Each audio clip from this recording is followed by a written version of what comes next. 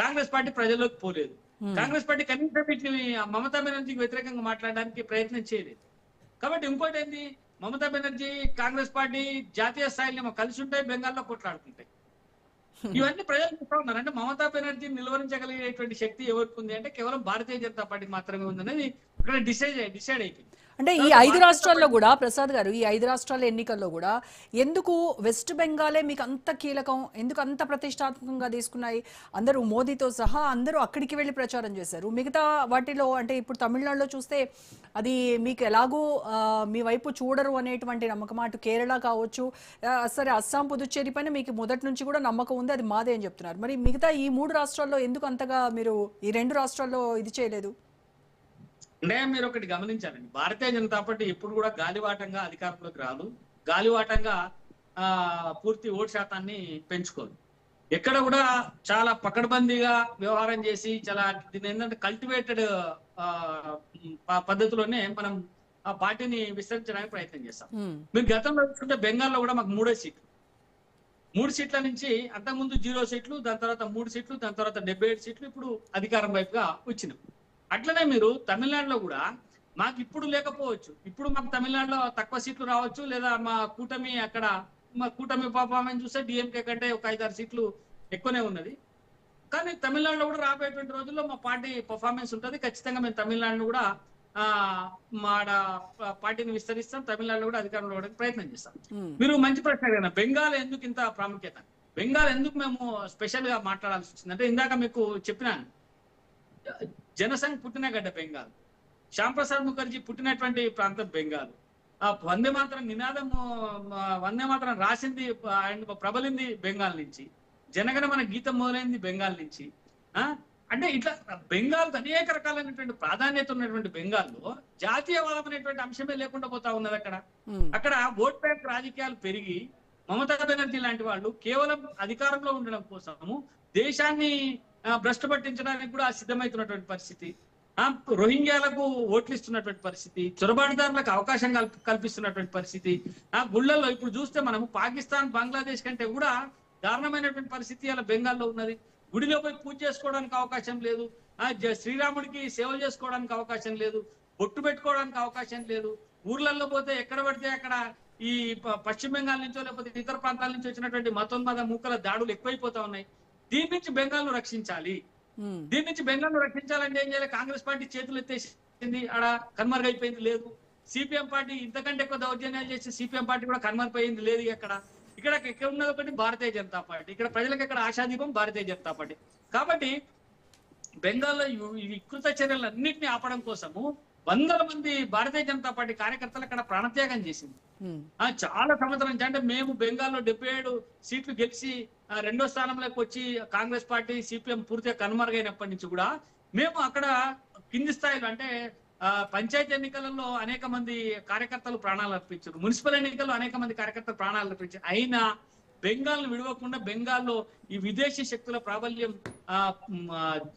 తొలగించడం కోసం ప్రయత్నం చేసాం, బెంగాల్ అధికారంలోకి వచ్చినాం. అందుకని మీకు ఇందాక ఇంట్రడక్షన్ లో చెప్పినా, మేము 3వసారి దేశంలో అధికారంలోకి వచ్చిన దానికంటే ఎక్కువ సంతోషం బెంగాల్లో అధికారంలోకి రావడం వచ్చింది, కల్పించింది. ఆ రకమైనటువంటి సంతోషం ఉన్నది ఇక్కడ అని చెప్పి చెప్పగలిగింది. ఎందుకంటే బెంగాల్ అనేది చాలా రాక్షస పాలన, రాక్షసుని ఎదిరించడం కోసం నిజంగానే అక్కడ యుద్ధం చేయాల్సి వచ్చింది. రావణాసురుని ఎదిరించడం కోసం ఎట్లయితే వానర సేనను తీసుకొని పోయి రాముడు యుద్ధం చేసిండో ఆ రకమైనటువంటి పరిస్థితుల్లోనే ఇలా మేము బెంగాల్లో యుద్ధం చేయాల్సి వచ్చింది. ఆ విజయం సాధించినటువంటి ఆనందం మాకు కలుగుతా ఉంది. రైట్. అయితే ఎంత చేసినా కూడా మీ ప్రాబల్యము మీ ఇదంతా కూడా నార్త్కే పరిమితం అవుతా ఉంది. అక్కడ ప్రజలు మాత్రమే సౌత్లోకి జాతీయ పార్టీల హవా తగ్గించేటువంటి ప్రయత్నాల్లో ఇక్కడ ప్రాంతీయ పార్టీలు ఉన్నాయి. ఇక్కడ సౌత్లో చూస్తే మీకు కర్ణాటక తప్ప ఇక్కడ ఎక్కడా కూడా మళ్ళీ బీజేపీ కనిపించేటువంటి అవకాశం లేదు, ఉండదు అని రాబోయే కాలంలో కూడా ఉండదు అని చెప్తూ ఉన్నాయి ఇక్కడ ప్రాంతీయ పార్టీలు. అంటే మీరు ఒకటి స్పష్టంగా అర్థం చేసుకోండి, నేను ఇందాక కూడా మళ్ళీ చెప్తా ఉన్నా, బీజేపీ గాలివాటం పార్టీ కాదు. బీజేపీ మెల్లమెల్లగా డెవలప్ అవుతున్నటువంటి పార్టీ. మాకు సౌత్ లో మీరు అన్నట్టు కొంత బలం తక్కువగా ఉండొచ్చు, కానీ మమ్మల్ని సమర్థించే పార్టీల బలం సౌత్ లో ఎక్కువగా ఉంటుంది. ఎన్డీఏ బలం సౌత్ లో బ్రహ్మాండంగా ఉండదు. అందులో భాగంగానే మనం ఆంధ్రప్రదేశ్ లో అధికారంలో ఉన్నాం. రేపు కర్ణాటకలో కూడా అధికారంలోకి వస్తాం. మీరు ఎన్డీఏను భారతీయ జనతా పార్టీని విడివిడిగా చూస్తాం. ఎన్డీఏ భారతీయ జనతా పార్టీ వేరువేరుగా. ఎన్డీఏ అధికారంలో ఉన్నది అంటే భారతీయ జనతా పార్టీ అధికారంలో ఉన్నట్టే. మేము ఆంధ్రప్రదేశ్ లో అధికారంలో ఉన్నాం, రేపు కర్ణాటకలో అధికారంలోకి వస్తాం, రేపు ఇంకా పోతే రేపు తెలంగాణలో కూడా అధికారంలో రావడానికి ప్రయత్నం చేస్తాం. అయితే ఇందులో ఒకటే ఏంటంటే, ఎక్కడైతే భారతీయ జనతా పార్టీ కొంచెం ఎదుగుతూ వస్తా ఉందో, ఆ ఎదుగుతూ వచ్చేటువంటి క్రమంలో కొన్ని అడ్డంకులు ఎదురవుతా ఉన్నాయి. ఇప్పుడు మనకు తెలంగాణలో 8 మంది ఎంపీలు గెలిచినారు, 8 మంది ఎమ్మెల్యేలు గెలిచినారు. స్థానికంగా మన మున్సిపాలిటీలలో కూడా దాదాపుగా ఒక 1100 గ్రామ పంచాయతీలో భారతీయ జనతా పార్టీ గెలిచింది. మున్సిపాలిటీలోకి వస్తే చాలా మంది కౌన్సిలర్లు, కొన్ని మున్సిపల్ స్థానాలను మేము గెలుచుకోగలిగినాం. అంటే గ్రాడ్యువల్ గా పెరుగుతా ఉన్నాము. రాబోయేటువంటి రోజుల్లో కూడా రేపు అసెంబ్లీ ఎన్నికలలో కూడా భారతీయ జనతా పార్టీ తన ప్రభావాన్ని స్పష్టంగా చూపించేటువంటి అవకాశం తెలంగాణలో ఉన్నది. దీనికి కారణం ఏంటి?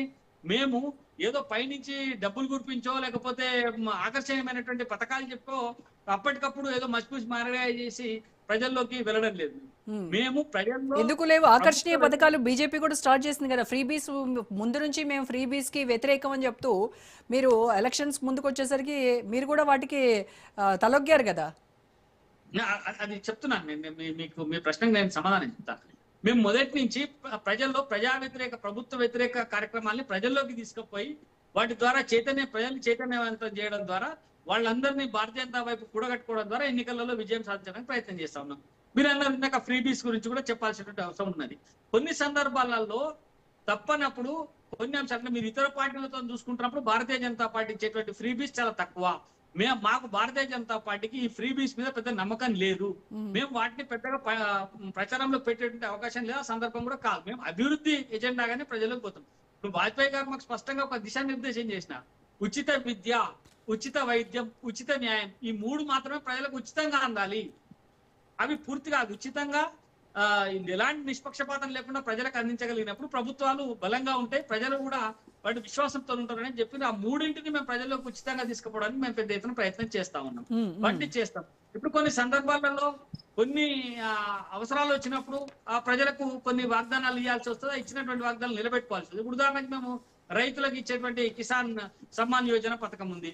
ప్రతి రైతుకు 6,000 రూపాయలు ఒక ఎకరానికి 3 సార్లు అందిస్తా ఉన్నాం. అంటే 2,000 చొప్పున మనం అందిస్తా ఉన్నాం. కేంద్ర ప్రభుత్వం అందిస్తుంది. ప్రతి రైతుకు అందిస్తా ఉన్నది. దీంట్లో ఎకరం ఉన్నా, 2 ఎకరాలున్నా, 100 ఎకరాలున్నా 6,000 మాత్రమే కేంద్ర ప్రభుత్వం అందిస్తా ఉన్నది. ఇట్లాంటి కొన్ని పథకాలు అభివృద్ధికి అవకాశం ఉండి అవసరం ఉండేటువంటి పథకాలని తీసుకుంటా ఉన్నాం. వాటిని భవిష్యత్తులో కొనసాగిస్తాం. అభివృద్ధి ఎజెండాగా భారతీయ జనతా పార్టీ ముందుకు పోతుంది. Right sir. రైట్, డిబేట్ లో మనతో జాయిన్ అయ్యారు ఉప్పాల్ లక్ష్మణ్ గారు.